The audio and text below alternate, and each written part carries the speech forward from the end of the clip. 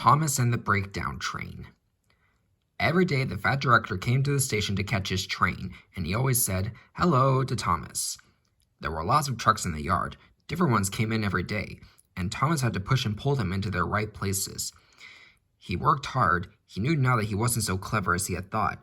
Besides, the fat director had been kind to him, and he wanted to learn all about trucks so as to be a really useful engine. But on a siding by themselves were some trucks that Thomas was told he mustn't touch. There was a small coach, some flat trucks, and two queer things his driver called cranes. "That's the breakdown train," he said. "When there's an accident, the workmen get into the coach, and the engine takes them quickly to help the hurt people and to clear and mend the line. The cranes are for lifting heavy things like engines and coaches and trucks."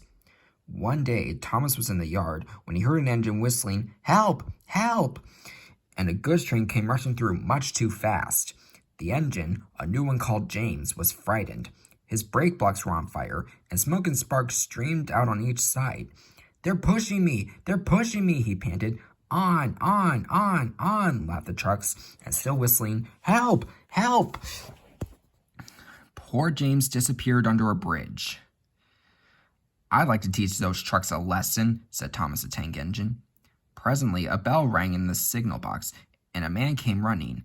"James is off the line! The breakdown train! Quickly!" he shouted. So Thomas was coupled on. The workmen jumped into their coach, and off they went. Thomas worked his hardest.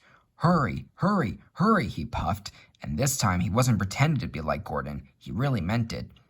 "Bother those trucks and their tricks," he thought. "I hope poor James isn't hurt." They found James and the trucks at a bend in the line. The brake fan and the last few trucks were on the rails, but the front ones were piled in a heap. James was in the field with a cow looking at him, and his driver and fireman were feeling him all over to see if he was hurt. "Never mind, James," they said. "It wasn't your fault. It was those wooden brakes they gave you. We always said they were no good." Thomas pushed the breakdown train alongside. Then he pulled the unhurt trucks out of the way. "Oh dear," they groaned. Serves you right, puffed Thomas crossly. When the men put other trucks on the line, he pulled them away too.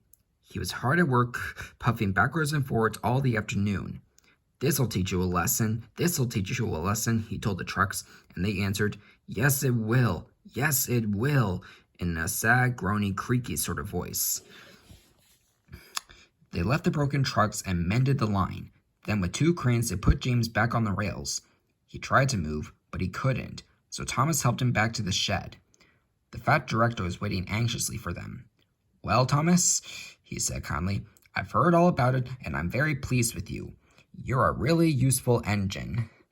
James shall have some proper brakes and a new coat of paint, and you shall have a branch line all to yourself." "Oh, sir," said Thomas happily. Now Thomas is as happy as can be. He has a branch line all to himself and puffs proudly backwards and forwards with two coaches all day. He is never lonely, because there is always some engine to talk to at the junction. Edward and Henry stop quite often and tell him the news. Gordon is always in a hurry and does not stop, but he never forgets to say "poop, poop" to little Thomas, and Thomas always whistles "peep, peep" in return.